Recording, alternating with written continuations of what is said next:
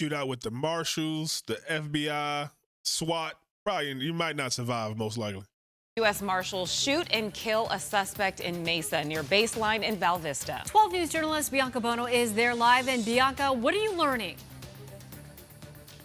Well, Tram and Caribe, we just received an update from the U.S. Marshals Service saying this all happened as they were trying to apprehend a known gang member. That individual has not been identified yet, but we do know he has died. Now, as you can see, this is a very significant scene, and now we know why. We're told the U.S. Marshals Service Arizona Wanted Task Force was trying to apprehend this gang member who was wanted by them and the Mesa Police Department on warrants for several charges: aggravated assault, domestic violence, disorderly conduct with a weapon, misconduct involving weapons, threats, and assault. They say they found that suspect at a home today, and they continued surveillance on him as he drove away.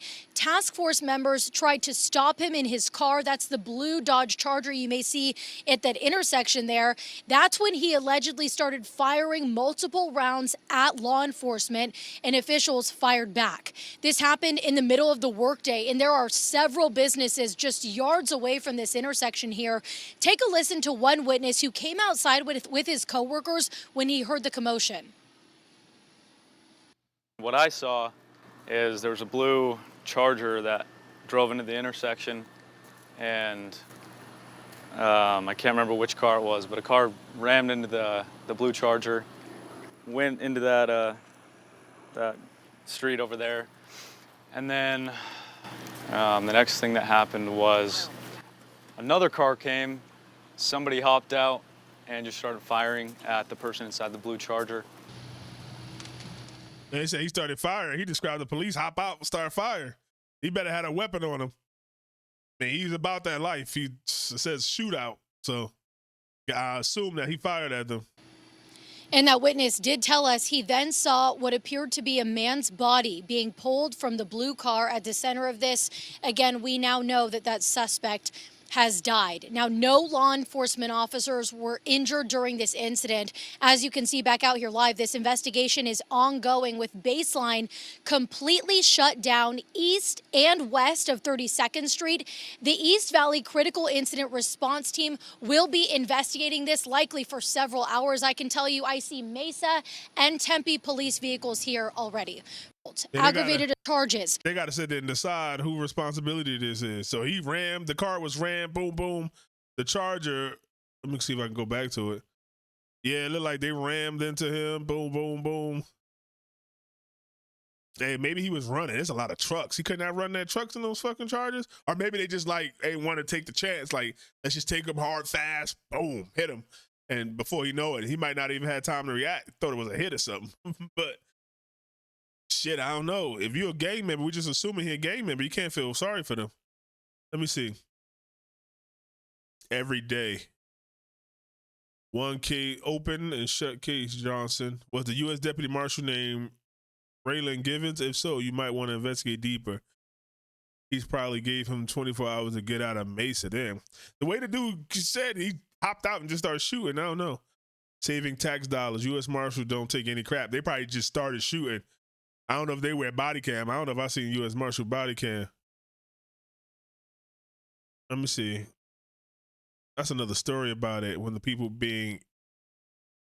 why the people are being ambushed by the law. Self-deport. We don't even know if he's illegal or not. That's crazy. Yeah, you guys, you said it, very hectic scene, as you can imagine. You get into two. See if there's anything up that we don't know. Already. Fired multiple rounds at officers. Officers then fired back. At that point, the man had fired into too much detail about the traffic stop. But they say at that point, the man had fired multiple rounds at officers. Officers then fired back, hitting him, and he died on scene. And no officers were hurt. Oh, it seemed like oh, look, you see bullet holes in this angle.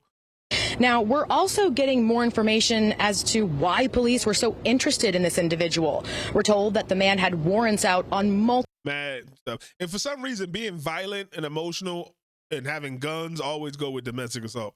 I feel like if you got some violence out in the world, police that ain't got nothing to do with anything, and then you also have violence at home with a domestic issue, you should be looked at thoroughly. Like, it's only a matter of time. You're a fucking powder keg. You got violence out on the street with random individuals, gang members, and you beating people at home so they can't even talk sense into you because you beating them. Nah. Which appears to be, you know, where all of this happened. Area shut down. I've noticed that commuters are having too much detail about the traffic stop. They didn't get into too much detail about. So it was a traffic stop, and he said, "Fuck it, I'm going out like this." And you live that life. I ain't mad at him. He went out. He shot at the police just like he probably shooting at fucking law-abiding citizens. And he lived by the gun, died by the gun. What can you say? Fucking seek and you shall find, cave dwellers. Good job, U.S. Marshals. Of everything that happened, like they said it happened, good job, U.S. Marshal.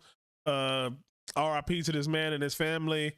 I don't know if he's a good man, a bad man, but shit happened. And he made the wrong decisions for which allegedly being told. And if everything's true, then good job, police.